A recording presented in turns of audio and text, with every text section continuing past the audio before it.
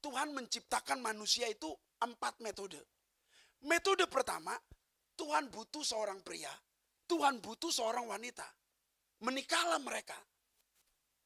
Kawin, menikah. Lalu lahirlah saudara dan saya. Ini namanya metode yang biasa. Metode penciptaan. Allah menciptakan manusia lewat pernikahan, perkawinan. Allah butuh pria, makanya Allah butuh wanita. Tapi metode kedua justru terbalik. Allah tidak butuh pria, Allah tidak butuh wanita. Bisakah manusia tercipta tanpa pria, tanpa wanita? Bisalah. Namanya siapa? Adam. Adam tidak butuh pria dan tidak butuh wanita, Tuhan. Allah butuhnya apa? Hanya tanah liat. Jadilah Adam. Apakah Allah bisa? Apakah itu mungkin? Mungkin, sebab dia Allah. Hanya perlu imanmu besar, engkau akan melihat karya-karya Allah yang besar. Engkau dapat mengatasi ketakutan karena engkau punya Allah yang luar biasa. Katakan amin. Itu penting. Tapi metode kedua, ya, metode pertama Allah butuh pria, Allah butuh wanita, itu pernikahan. Jadilah manusia. Metode kedua, Allah tidak butuh pria, Allah tidak butuh wanita. Tapi ternyata bisa. Tidak ada yang mustahil bagi Tuhan, jadi Adam.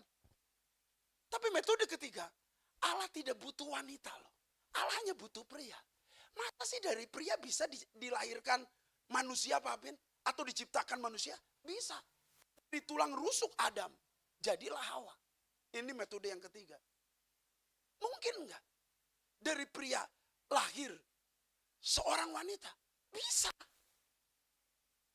Kenapa bisa? Karena engkau punya Allah yang besar. Yang bisa melakukan segala perkara.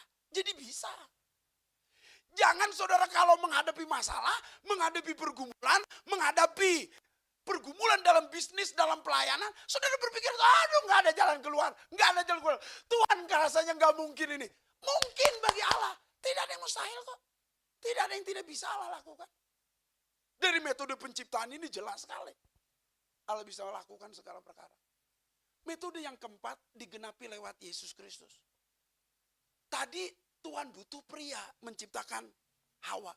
Sekarang Tuhan tidak butuh pria ternyata. Tuhan hanya butuh wanita. Tuhan butuh rahimnya. Bagaimana bisa dibuahi rahim tanpa pernikahan? Anak darah tanpa pernikahan kok bisa dibuahi rahimnya? Ya bisa lah. Wong kita punya Allah yang besar kok. Bisa? Bisa. Mungkin? Mungkin. Apakah bisa Allah lakukan? Bisa. Apakah dapat Allah lakukan? Dapat. Apakah Allah mampu? Jelas mampu. Dia Allah yang besar. Yang pasti akan mampu menolong saudara. Membimbing saudara. Mengatasi